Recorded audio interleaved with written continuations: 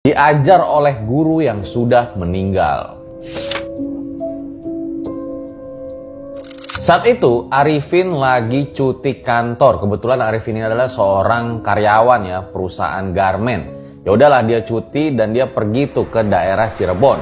Ketika dia melintasi sebuah jalan, dia teringat tuh sama rumah mantan gurunya, namanya Pak Dirman.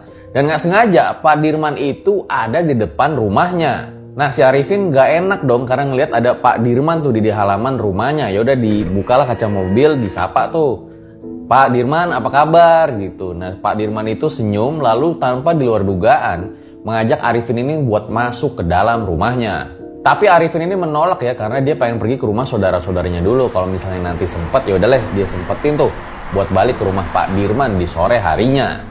Nah, karena waktunya ternyata pas, Arifin pun akhirnya di sore harinya pergi ke rumah Pak Dirman. Ketika dia sampai tuh, dia melihat Pak Dirman ini posisinya masih ada di bawah pohon mangga. Kayak pas tadi dia pagi ketemu. Di situ dia ngelihat ada sosok pria yang udah ubanan dengan perut yang agak buncit gitu. Dia jalan tertatih-tatih tuh ke arah si Arifin. Gak lama Pak Dirman pun salaman sama Arifin. Di situ tangannya Pak Dirman tuh dingin banget, udah kayak megang es kalau menurut Arifin. Dan mohon maaf ya, baunya Pak Dirman ini udah kayak bau bangke tikus.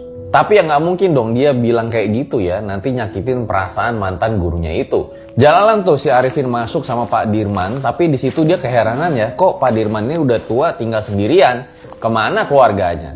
Nah, ketika sampai di dalam rumahnya, si Arifin itu diperlihatkan lah sama Pak Dirman kayak lukisan-lukisan dan karya-karya seni yang Pak Dirman simpan. Arifin pun disuruh duduk, lalu Pak Dirman itu masuk ke dalam. Nah, ketika duduk itu Arifin terasa ada angin ya yang membuat dia merinding. Dan Pak Dirman ini lama banget gitu, nggak balik-balik. Dia panggil lah tuh Pak Dirman. "Pak Dirman, Pak." Tapi Pak Dirman nggak juga keluar-keluar. Karena saking lamanya, yaudah Arifin pun berdiri dan menuju ke arah pintu keluar. Tapi tiba-tiba aja kakinya tuh kayak nggak bisa bergerak, dia bergetar dengan hebat. Arifin pun langsung baca-baca doa tuh, dia berzikir dan meminta pertolongan kepada Allah Subhanahu wa Ta'ala. Setelah dia baca doa, untungnya dia bisa bergerak lagi ya. Langsung aja dia lari tuh keluar dan masuk ke mobil. Dan dalam perjalanan pulang itu, dia mikir-mikir ya, Pak Dirman tuh sebenarnya kenapa? Apa yang dia alamin tadi gitu loh. Beberapa waktu berlalu, nah karena penasaran ya dengan Pak Dirman, di situ akhirnya Arifin masih punya kontak tuh guru kimianya yang dulu di sekolahnya. Di situ dia tanya lah, sebetulnya Pak Dirman itu kenapa sih kemarin dia kok ke rumahnya tapi perlakuan dari Pak Dirman tuh kayak aneh gitu loh.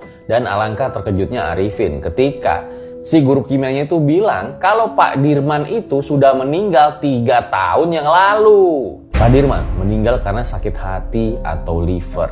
Arifin gak percaya karena dia dengan jelas betul melihat kalau itu adalah Pak Dirman. Tapi apapun yang terjadi, Arifin pun mendoakan ya agar Pak Dirman itu dapat diterima di sisinya. Karena memang dulu Pak Dirman adalah sosok guru yang baik kepada dia dan murid-murid yang lain.